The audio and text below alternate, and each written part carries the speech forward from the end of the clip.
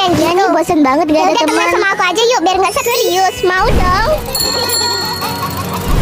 Bu, besok Lesti udah bisa operasi ya, dan kita dapat donor yang Ya cocok. Tuhan, akhirnya makasih banyak Ya, dok. ya aku bakal sembuh. Aku mau kasih tahu besti aku Besti, tapi di sini nggak ada anak lain kecuali. Aileen, besok aku operasi kata dokter aku. Aku bisa sembuh. Aku seneng banget loh. Iya, nanti yang operasi kamu itu papa aku. Papa kamu dokter di sini. Kalau kamu ketemu dia bilang ya, aku sayang banget sama dia, sama bilang juga dia nggak salah kok, dia udah nolong banyak orang. Kenapa kamu gak bilang sendiri aja sih? Nanti juga dia tahu. Ya udah, ayo kita main lagi. Hah, Aileen kamu kemana?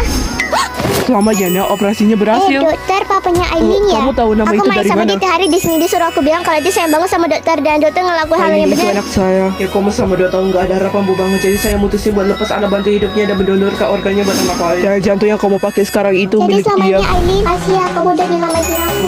Abang ada jumpa